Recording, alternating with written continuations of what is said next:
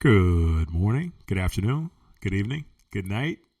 Hello, wherever you are. Welcome to the Actors Area. I'm your host, Reverend Sean Robert Grant. Might as well own it, right? Sean Robert Grant, a.k.a. Reverend Sean Robert Grant. Happy to have you here with me. Hope you guys are feeling your best in navigating your acting career through this SAG-AFTRA WGA strike. And guess what? If you're fortunate enough to be working because you got one of those waivers where they allowed some of the projects and productions to keep going, congratulations to you. You've got a consciousness that's got you working still, and that's awesome.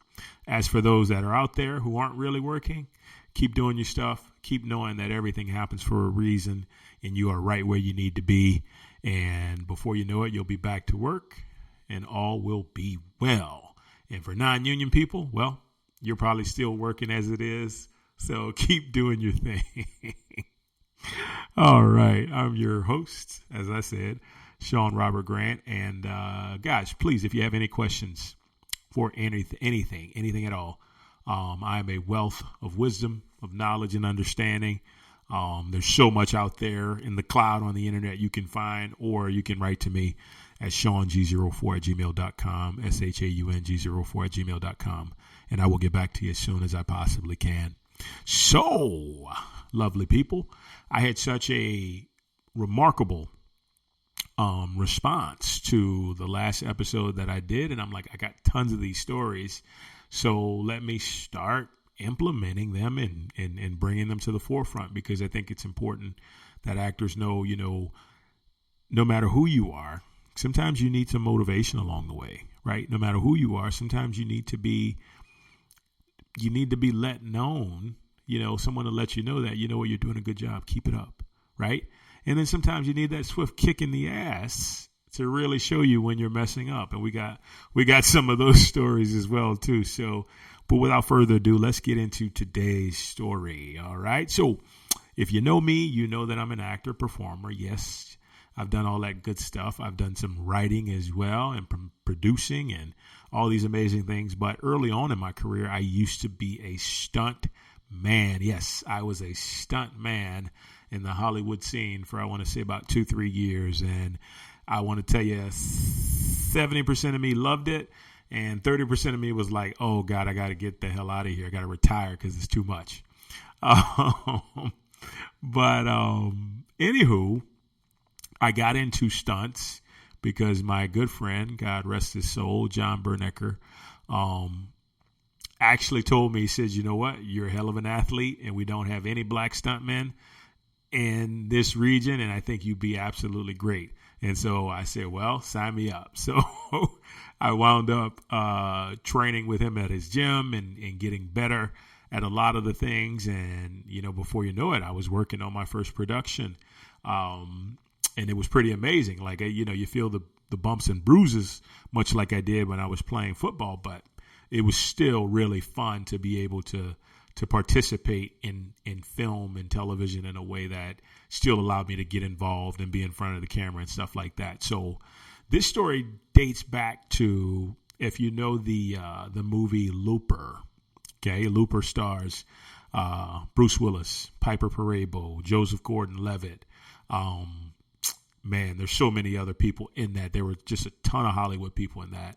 And I can remember Looper was getting ready to film, and they had needed characters they called Gat Men, which were basically gangsters, and that were going to wreck shop on set and all that fun stuff. And so, I was still training as a stuntman, but as far as stage fighting had been concerned, I had never really done that. So I was a bit nervous about going to try out as a stuntman, as a stage fighter, when I didn't really have many skills. So I'm going to tell you something that I feel like, well, let me tell you what happened, and then I'm going to tell you why I think these things work out like this sometimes. Okay? So I go to the audition / tryout for Rian Johnson. Yes, the guy who directed the Star Wars, the most recent Star Wars films. He was the director of Looper. And the Lex Gettings is there and Steve Ritzy are the stunt coordinators. And so, they start putting me through some stuff. And, I'm a pretty athletic guy, so I don't have any issues with it. But then we get to the fighting stuff, and it's like, it's a struggle. I'll just tell you, it's a struggle to try to figure out how to navigate and choreograph this. And it gets frustrating. When things get frustrating, that makes it even worse. So I'm going to tell you, after leaving that audition, I'm like, you know what? I'm proud of myself for trying out, but I'm not expecting to get this. So I just went on my way. And then literally that evening, Lex calls me up. Sean, hey, what's up? It's Lex. I was like, hey, Lex, what's going on? I was like, did I forget something or whatever like that? He says, you're all set, buddy. Just giving you a heads up. I'm like, all set? He said, yeah. It's like, we're getting ready to shoot here in a few days.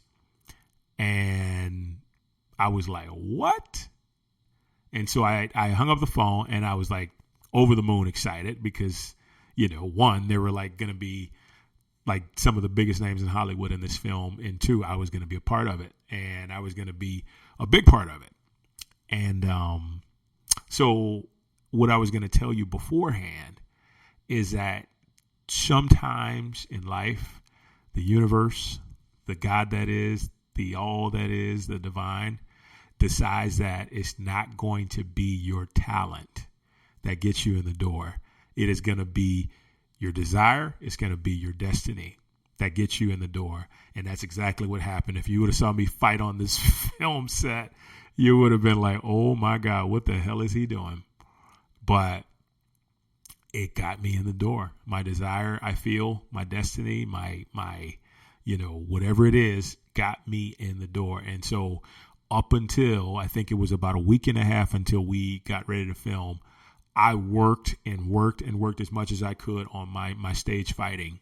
And come to find out, I didn't even really have to do much of it, but I kept working on it. And then you can see in subsequent films how good I had gotten to the point because I worked on it so hard. I was never going to allow a self-imposed weakness to stand in the way of me getting an opportunity to be in a film or be in anything. And that was a really great lesson. Like, take your weaknesses and turn them into strengths, and don't allow anything to stop you from getting your dream. Don't allow anything to stop you from being a part of something that could expand your career. And that's exactly what this did.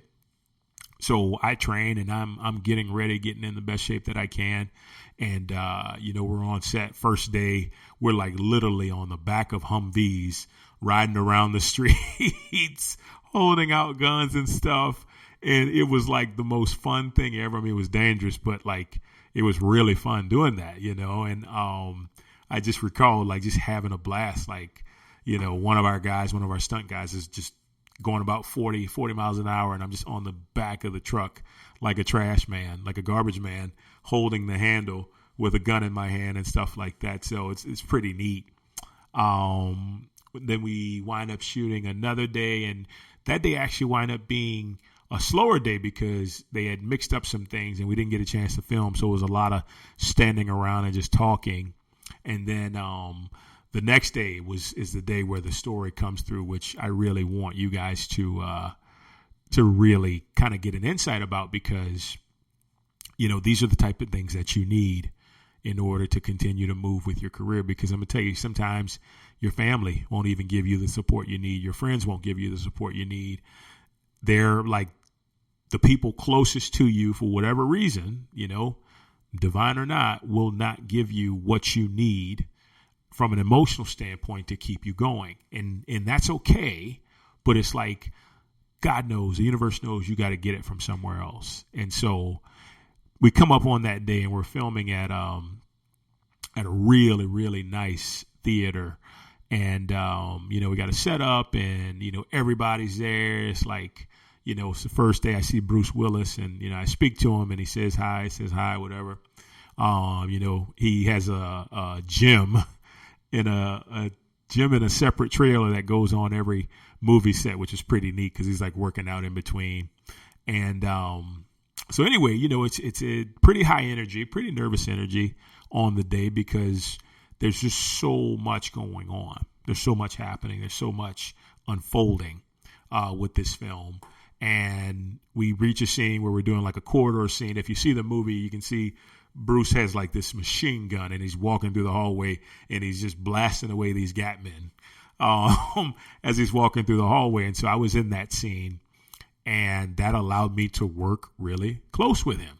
And so, once again, I saw him.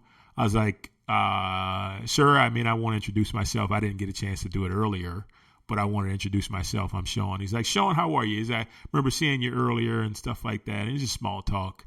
And it's like, nothing too big. But after I did that, I was really intense with my focus on getting done what I need to get done in the best possible way, right? Like, I didn't want to be the guy who talked to everybody, who networked with everybody. I wanted to be the guy who they said, okay, when we know he comes to work, and he does what he needs to do. And I'm still like that to this day.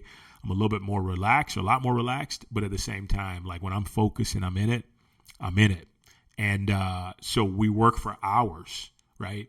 And I'm just like, I'm doing everything that's asked of me. I'm doing a little bit of extra in a sense of like just trying to really sell the character's movements and different things. And I think we go for about 4 or 5 hours and then we get a break. And so as I'm sitting down, there's another guy in this film, really, really sweet guy. He's really good friends with Kevin Costner. He's been in pretty much all of Kevin Costner's projects. His name is Dan. And I won't give his last name because, it's just for personal reasons. But Dan turns out to be a really nice guy. And Dan comes up to me and Dan says, man, like how long have you been in this career? I was like, I think I just started like a year and a half ago, maybe less. He says, you got a whole lot of talent, intensity, and like, your movements, you're really dedicated. He's like, I just want to tell you how great of a job you're doing. Just keep it up. And I was like, man, I really appreciate it. That's awesome. Like, thank you so much. And we carry on, try to downplay it, but it feels so good when people notice what you're doing, especially because let me tell you something. I wasn't the most confident individual going into this film. I wasn't the most confident individual at all, period, in life. And like to have somebody give me that support, a guy that has worked with this A-list actor for the longest period of time and like comes up and tells me that, I was like, wow, that feels really good. So it takes my energy to a whole new level. We get back, we're working, and now we're working like really close with Bruce Willis and stuff like that. And so I really want to make sure that I just keep up and doing what I'm doing. And I just felt so good because you need that, right? As actors, you got to tell, like if you're on set and somebody does a great job, tell them they do a great job, right? Like you see one of your friends post something that they did, man, applaud them. Don't be that hater who just looks at it on Instagram and doesn't say anything. Applaud them and say, great job, keep up the good work, but actually mean it, right? Because sometimes you don't know that's the support that you need, that they may need, that they're not getting from anywhere else. They're not getting from the people that are close with them because they don't understand the desire for the career that you might have. So it's really important to give that positive reinforcement. I'm all about that. So we work a bit. We're working closer with Bruce. And on the last take, we're doing something with him. He has this huge gun. And I like kind of do like this move and flip out of the way or whatever. And we finish and we cut it right there. And so right when that happens, they do this thing they call checking the gate. Well, they used to do that, but now it's like, I forget, it was like the last shot or something like that of that scene. And Bruce grabs me by the arm. He says, young man, he says, Sean, and he didn't remember my name right then and there. He's like, you did a fantastic job. Just keep doing what you do. And when I tell you, like, I was over the moon, like the guy who has been the guy for the longest time tells me that keep doing what I'm doing. And I was just like, it gave me so much confidence, like so much confidence, because the reality is It's one thing to get a compliment from somebody, who just randomly gives you a compliment. But for someone who has succeeded and succeeded greatly in the industry that you're in, for them to compliment you, it's like Jesus coming down and touching you on the forehead. It's like the biggest thing. And I tell you that story because there's going to come a time in your career where you're going to be in one of two person shoes. You're either going to be in Bruce's shoes because you've gotten to the point where you're so successful that you're killing it, and you're working with these people that are a bit nervous, that need some encouragement, that need some to just kind of like a spark plug, a jump start to their confidence. Or you can be in my position where you're looking to make your way, and you love what you're doing, and you're putting your passion into it, and you want to just continue to do that. And guess what? The universe speaks through an individual like Bruce Willis, like Dan, and says, you're doing exactly what you need to be doing. And it just gives you life. So like I said, I tell you this story because this, like the title says, it motivated me to keep going and doing what I was doing. I didn't have the luxury of support. Like, I wasn't married at the time, wasn't even in a relationship at the time. I had no support. As a matter of fact, so many people didn't even know what I was doing until these movies came out and were in the cinemas. They didn't know that I was actually doing this. And I'm sure they probably would have supported me then if they knew, but they just didn't know. And so a lot of the stuff that I did was done alone, was done with the motivation of, all right, Sean, let's get it together. Let's do what we can do. Let's do the best that we can do and just go from there, and everything will work itself out. And that's all I had. That's all I had. So to get those compliments, right? To get those compliments, to get that sentiment, that was everything, right? That was everything. And because last story I told you, it wasn't a happy ending. This one was a happy ending. And I mean, it's still going, because the beauty of it is that movie was shot so long ago, and I'm still receiving residuals off of it. It was probably one of the highest paid films that I had ever done. I met some of the nicest people, and it really solidified a proud moment in my career, when my career was just getting rolling, and I was just absolutely in love with what I was doing, and I still am. And it's just, you just need that encouragement, whatever that is, wherever that comes from. And the reality is, you're in the right place when something like that happens, because it's not like you're forcing people to say it. It's not like you're forcing people to give you anything. But all I'm saying is when the time is right, and it feels right to do that, and it feels right to give to the other person, to uplift the other actor or actress, to share words of inspiration with them, do it, right? Because that could be the very words that keep them going. Actors, actresses, performers, everybody, dancers, singers, we know how tough it can be sometimes in life to follow your dream that is so different than what other people are going after. So scary, it seems, so unpredictable, so uncertain, but the certainty comes from the passion and love we have for it within, and the action we're led to take from that standpoint. And when we do that, that's when we get to a place where we can have compliments from people like Bruce Willis and people like Dan and people like the other individuals on the set and stuff like that. And you begin to believe more in yourself. And as you believe more in yourself, look out, because your success is inevitable. That's what counts. That's what counts. All right, wrapping it up, actor stories that keep us motivated. Part 2 in the books. I'm your host, Sean Robert Grant. Guys, once again, if you have any questions about anything, write to me at SeanG04@gmail.com, SeanG04@gmail.com, and I will get back to you as soon as I can. With that being said, have a wonderful night, day, morning, wherever you are, and we will talk soon to you on the next episode. You guys are terrific. Thank you so much. Take care.